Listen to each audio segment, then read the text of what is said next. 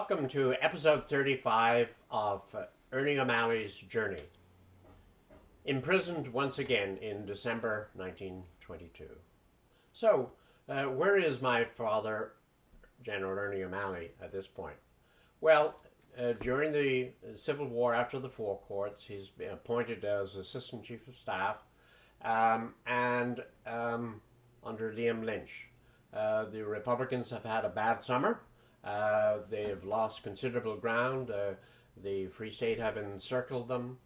In a meeting down in Tipperary in October, a new government was formed, and Liam Lynch decided that he would eventually move up to Dublin. The great news for my father at that time was that Lynch told him that since he knew he didn't like the paperwork function, that he would allow him to go to Connaught and be in charge of Rove down there and be a fighter once again. And I'm sure he was happy over that thought.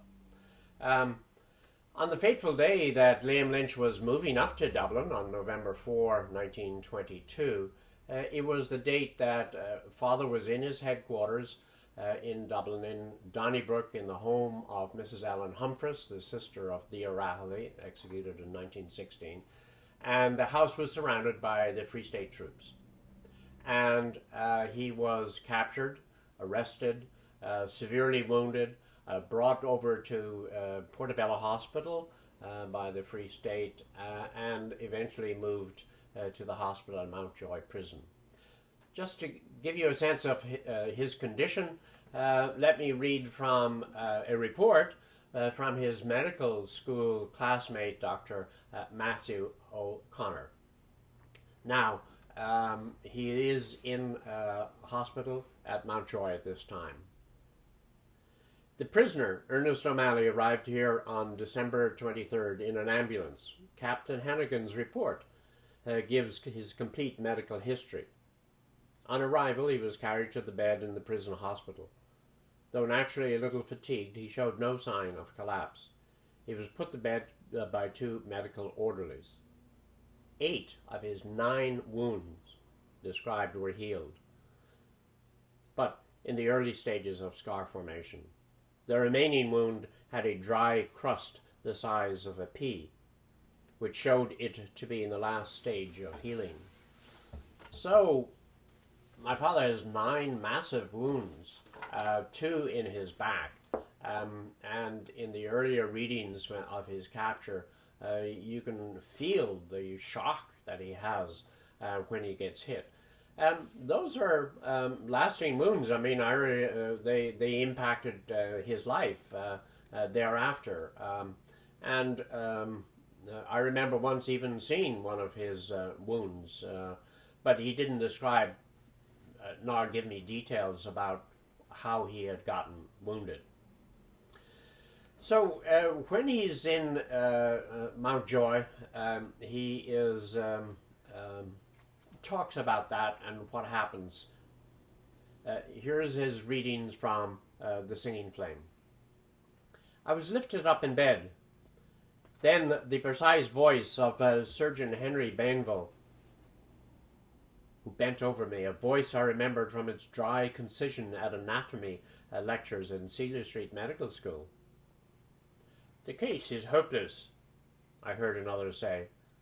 Then a pleasant voice, oh, hopeless, which I was able to identify from its deep resonance. Then someone said, I live. But who it was I couldn't remember. A hospital orderly sat by my bed one night. I've an evening paper that I kept for you. Would you like me to read it? It was a stop press that had announced my death some days ago. It's not often you get to read an account of a man's death to him, he said laughingly. One night, I felt an orderly working at my wrist. He was trying to take off my gold wristlet watch. He had a mean face.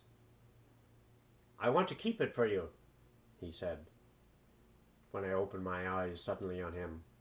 But I motioned him to leave the watch alone. Already my leather boots and my wallet had disappeared on the same way. A figure in uniform stood at the end of my bed, looked at me for a long time. His face was in a dim haze. I could not recognize the features. Later, one of the orderlies said in respectful awe, "The Chief of Staff, Sean McMahon, came in last evening to see you, and he said, 'I hope he doesn't die.'"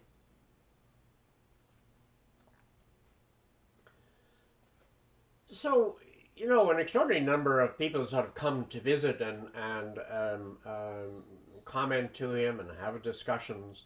And here he is lying back in bed, very sick. Things happen to him, and he remembers these events. But one of the other things that happens to people in bed in incarceration, whether you're in a prison or not, it's a psychological condition of confinement to one place. And this happened to my father when he was in Kilmainham. It happens here again when he's in jail. And it happens later on when he's back in Kilmainham later on after the hunger strike.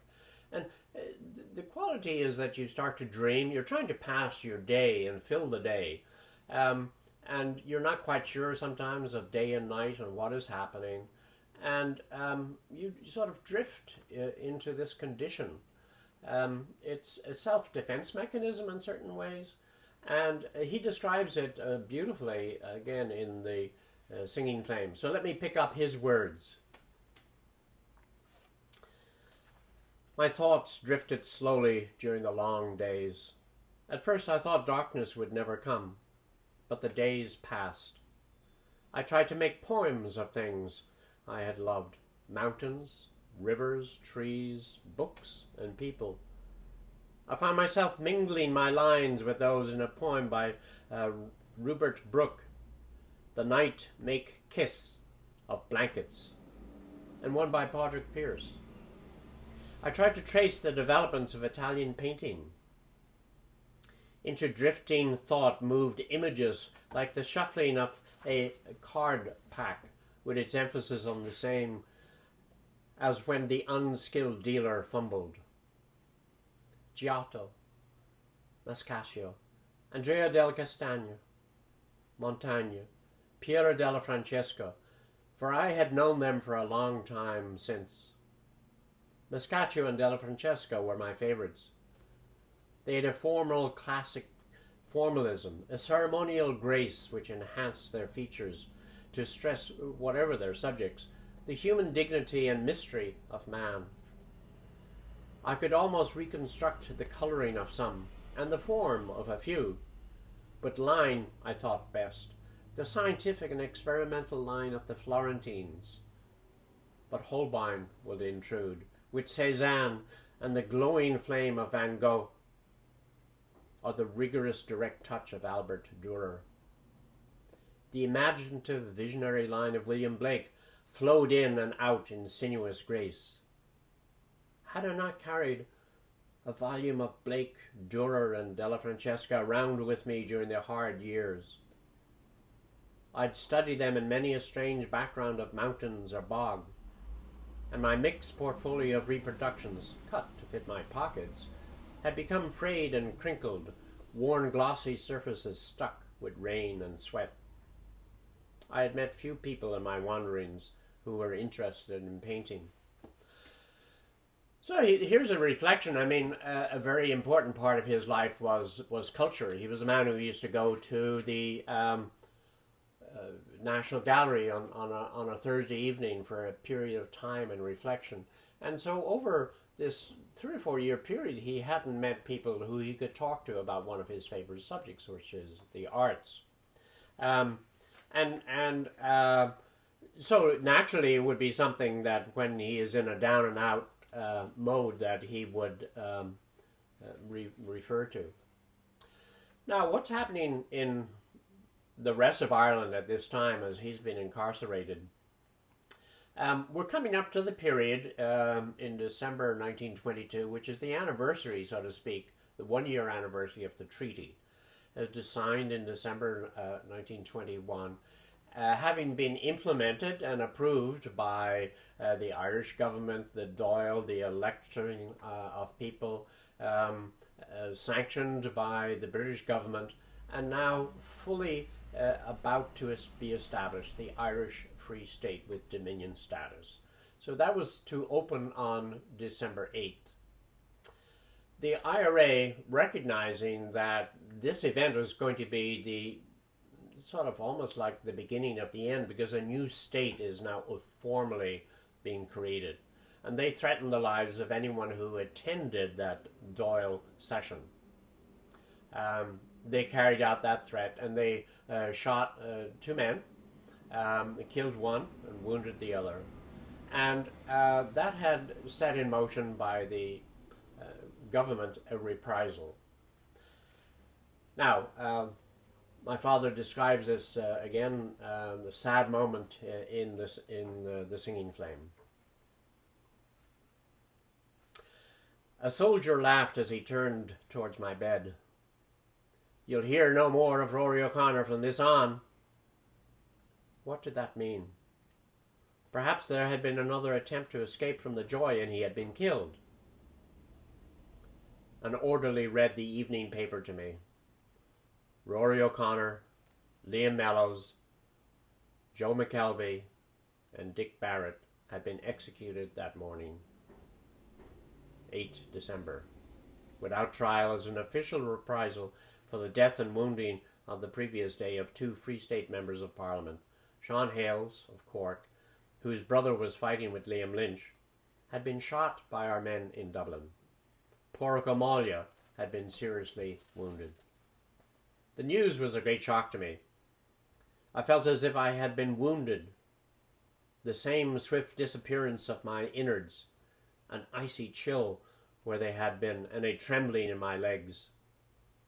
The four had been in prison since the fall of the forecourts on June 30, and we had grown accustomed to think that prisoners in jails were safe, unless they had been captured under arms, and under the Free State's murder bills, secret courts began to function from October 15. A sudden murder or death in action we were accustomed to. When I was outside, I thought there was no surety of life, that death for some of us was inevitable as daybreak. But inside were good men who were safe. One of the four that my father was particularly fond of, because of his intellectual capacity and other matters, but he reflects on him, Liam Mellows. Mellows' death affected me most. He was our greatest loss. One thought of him as a clear flame, steadfast, burning of its own strength.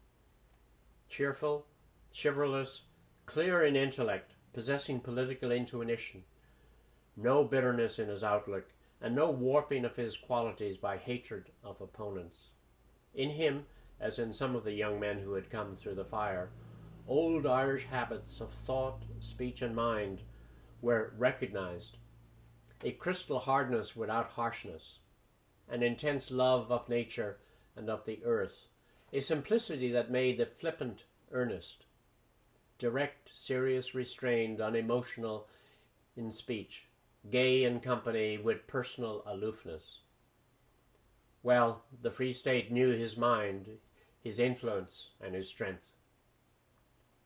Founded deep in Gaelic tradition, loving its song and story, its high endeavours, realizing its importance, capable of interpreting its every nuance of thought and feeling, one of the soldiers of spirit was gone.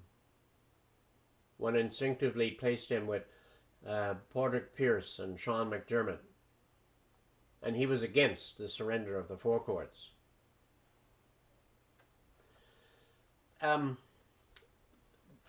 That was a very telling moment for him, because he was clearly saddened by the loss of these great leaders.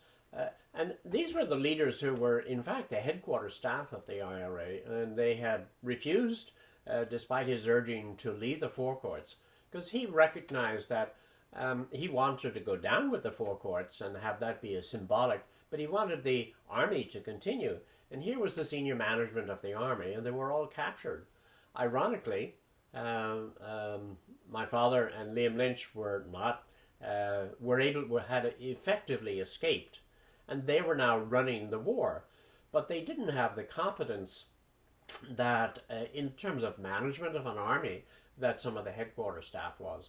So it was a true loss, not only to have them be incarcerated, but now have them silenced, so that there could no longer be the memorandum which would come out from the jail.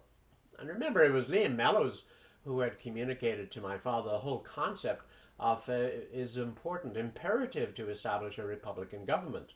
That was something that the thoughtful Liam Mellows had communicated. Anyway, life went on in the prison, and want to have some further reflections on what is happening to father at this time.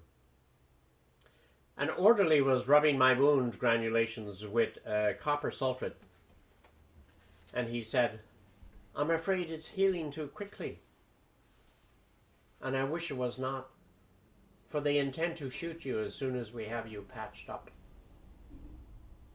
At dusk, on Christmas Eve, I was moved to a stretcher. "What's up now?" I asked the officer.